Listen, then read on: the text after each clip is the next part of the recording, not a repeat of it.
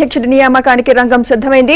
కాసేపట్లో ఢిల్లీలో కాంగ్రెస్ నేతల ముఖ్య సమావేశం జరగనుంది. పీసీసీ చీఫ్ మంత్రివర్గ విస్తరణపై చర్చించబోతున్నారు. 4 రోజులుగా సీఎం రేవంత్ రెడ్డి ఢిల్లీలోనే ఉండగా కాసేపటి క్రితమే డిప్యూటీ సీఎం భట్టి విక్రమార్క కూడా హస్తిన చేరుకున్నారు. మరోవైపు పీసీసీ చీఫ్ పదవి కోసం ప్రయత్నిస్తున్న ఆశావాహులు ఢిల్లీలోనే పడిగాపులు కాస్తున్నారు.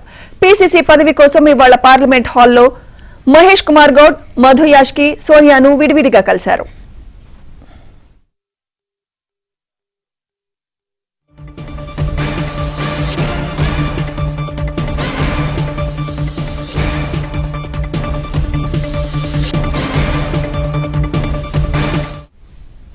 కాంగ్రెస్ నేతల సమావేశానికి సంబంధించి మరింత సమాచారం మా ఢిల్లీ కరెస్పాండెంట్ సతీష్ అందిస్తారు. సతీష్.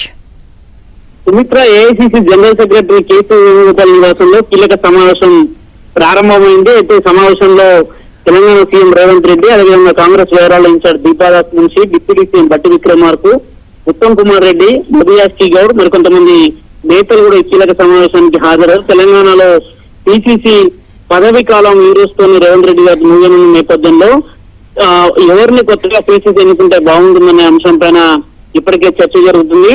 చర్చలో ప్రధానంగా 2 పేర్లు వినిపిస్తున్నాయి. అందులో ఎమ్మెల్సీగా వర్కింగ్ ప్రెసిడెంట్ గా ఉన్న మహేష్ కుమార్ గౌడ్ తో పాటు సీనియర్ నాయకుడైన మధు యాష్కి గౌడ్ పేరు కూడా ఇందులో వినిపిస్తుంది. అయితే తాజాగా బీసీ సామాజిక వర్గానికి పదవి కేటాయిస్తారని కొంత ప్రచారం జరుగుతున్న నేపథ్యం. మరోవైపు ఇంకెవరినైనా తెరపైకి తీసుకొస్తారా ఇప్పుడు జరగబోయే సమావేశంలో దానిపైన క్లారిటీ రాబోతుంది. కాసేపటి క్రితమే సమావేశం అయితే ప్రారంభమైంది. సమావేశంలో సీనియర్ నేతల యొక్క అభిప్రాయాలతో పాటు ఇప్పటికే డిస్ట్రిక్ట్ వైజ్ గా కూడా పార్టీకి సంబంధించిన ముఖ్య నేతల యొక్క అభిప్రాయాలు కూడా తెలుసుకోవడం జరిగింది ఏఐసీసీ. మరి కాసేపట్లో దీనిపైన ఒక క్లారిటీ వచ్చే అవకాశాలున్నాయి. అయితే ఒకవేళ ఎవరికైనా పీసీసీ పదవి ఇప్పుడు ఉన్న రేస్ లో ఉన్న వారికి రాకపోతే ఇతరులకు ఏ పదవి అలాట్ చేయాల్సి ఉంటుంది, అదేవిధంగా మంత్రివర్గం విస్తరణ కూడా త్వరలో ఉంది కాబట్టి దానిపైన కూడా ఒక క్లారిటీ వచ్చే అవకాశాలు స్పష్టంగా కనిపిస్తున్నాయి. ఈ సమావేశంలోనే కార్పొరేషన్లకు సంబంధించి కార్పొరేషన్లకు ఇప్పటికే కొన్ని కార్పొరేషన్లకు పార్టీకి సంబంధించిన ముఖ్య నేతల పేర్లు ప్రకటించడం జరిగింది. అధికారికంగా వారికి ఎక్కడ కూడా